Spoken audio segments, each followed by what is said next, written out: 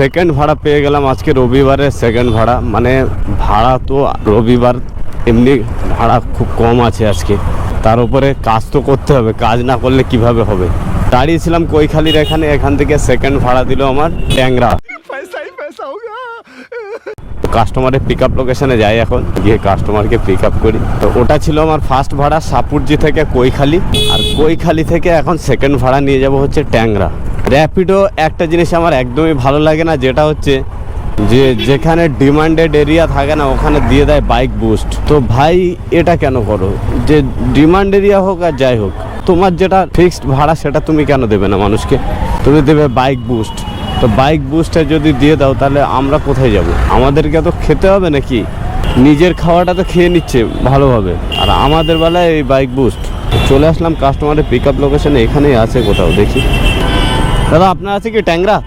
ট্যাংরা ওটিপি 0397। হ্যাঁ হ্যাঁ হ্যাঁ হ্যাঁ আচ্ছা আচ্ছা, হ্যাঁ জানি। আচ্ছা বুঝতে পেরেছি। ও ওকে। না না আমি স্টুডেন্ট না, আমি এটাই করি, র্যাপিডোই করি। না না আমি নাইটেই কাজ করি। হ্যাঁ হ্যাঁ শিয়ালদা তো পাশেই আছে। হ্যাঁ শিয়ালদার কাছেই আছে। শিয়ালদা থেকে তো সবসময় আপনি পেয়ে কিছু না কিছু। হ্যাঁ হ্যাঁ হ্যাঁ হ্যাঁ নাম বকার আহমদ আছে। ওকে ওকে। হেলমেট ঠিক। গোপ্রো লাগিয়েছেন? হুম শুট করেন নাকি? হ্যাঁ চ্যানেল আছে আপনার? চ্যানেল আছে। ভালো, থ্যাংক ইউ। তো আজকে আমার সেকেন্ড ভাড়া হলো কমপ্লিট। আছি এখন ট্যাংরার ভিতরে, শিয়ালদার কাছাকাছি। দেখা যাক 3 নাম্বার ভাড়া কখন পাই, ওয়েট করব। অন্য অ্যাপে ধরার চেষ্টা করব, কারণ র্যাপিডো বেইমানি করছে। जो कुछ तो कर रहा है ठीक नहीं कर रहा है। I don't like this. কলকাতার যে জায়গায় যাচ্ছি র্যাপিডো আজকে বাইক বুস্টের ভাড়া দিচ্ছে। কেন এরম করছে কি জানি? বাইক বুস্ট কেন দেবে ভাই? আমরা প্রতিদিন কাজ করি, তুমি একদিন তোমার ভাড়া কম আছে বলে কলকাতায় তুমি বাইক বুস্টে ভাড়া কম দেবে, সেটা তো মানা যায় না, তাই না?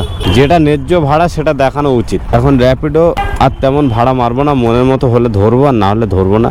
এই দেখো বাইক বুস্ট, এইগুলো মানে মানা যায় না। যেটা ভাড়া তুমি জেনুইন ভাড়াটা দেখাও। র্যাপিডো এই জিনিসটা আমার একদমই ভালো লাগে না, যে মাঝে মধ্যে বাইক বুস্ট দেয়। যাই হোক র্যাপিডোর ভাড়া এখন না মারাই ভালো। উবেরটা অন করি, উবেরে ভাড়া আছে। যারা ভাবছো বাইক বুস্ট আবার কি, তাদের জন্য এই ছোট্ট একটা স্ক্রিনশট আমি দিয়ে দিলাম, দেখে নাও। সাপুরজি থেকে আর south city complex Jadavpur distance কমপক্ষে এখানে 30 কিলোমিটার আছে, কিন্তু এখানে ভাড়া দেখাচ্ছে 164 টাকা, যেখানে মিনিমাম ভাড়া হওয়ার কথা ছিল 300 টাকার কাছাকাছি। তো কথা হলো এটাই, যে এটাই হলো বাইক বুস্ট। এখানে যদি 164 টাকা ভাড়া দেখায়, যেখানে 300 টাকা ভাড়া হওয়ার কথা, তাহলে একটা কাস্টমার আর কতটা বাড়াবে? যদি রাইডার ফোন করে বলে যে আমাকে 300 টাকা দিতে হবে, এখানে 300 টাকা লাগবে, কিন্তু তার ভাড়া দেখাচ্ছে 164 টাকা, তাহলে সেই কাস্টমারটা তখন সেই রাইডারকে কি বলবে? তখন তারা বলবে যে कोई तरीका है भीख मांगने का? भीख तो हाथ जोड़ के मांगते, आप लोग तो दादागिरी कर रहे हैं। তো যাই হোক কথা হলো এটাই, যে এই হচ্ছে বাইক বুস্ট, আর এই হচ্ছে স্কাম, যেটা কিনা র্যাপিডো আমাদের সঙ্গে করছে, রাইডারদের সঙ্গে করছে, যে জায়গায় জায়গায় বাইক বুস্ট দিয়ে দিচ্ছে। তাহলে বাইক বুস্টের অর্থটা হচ্ছে যেখানে ডিমান্ড নেই সেসব জায়গায় বাইক বুস্টের ভাড়া দেয়। এখন দেখছি প্রপার কলকাতায়, যেমন বেলেঘাটা, শিয়ালদা, সাপুরজি সমস্ত জায়গায় যদি বাইক বুস্টের ভাড়া দেয়, তাহলে রাইডাররা যাবে কোথায় ভাই?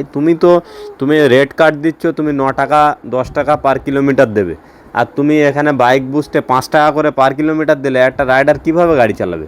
এই সব ফালতু কাজগুলো র্যাপিডো করে যাচ্ছে। দেখো এখানে র্যাপিডো কিন্তু 1 টাকা কম নেবে না। র্যাপিডো যদি এখানে সাবস্ক্রিপশন না মারা থাকে, র্যাপিডো 20 থেকে 25% পর্যন্ত কেটে নেয়। তাহলে একটা জিনিস চিন্তা করো, 164 টাকার থেকে যদি 20 কিংবা 25% র্যাপিডো কেটে নেয়, তাহলে একটা রাইডার কত টাকা পার কিলোমিটার পাচ্ছে? তো আজকের মতো ভিডিওটা এখানেই শেষ করছি। সবাই ভালো থাকো, সুস্থ থাকো, আর দেখতে থাকো এমডি হাফিজ অফিসিয়াল ব্লগ। আর হ্যাঁ, যারা কিনা কলকাতায় র্যাপিডো, ওলা, উবেরে কাজ করো, তারা একটু দেখে শুনে ভাড়াগুলো ধরো।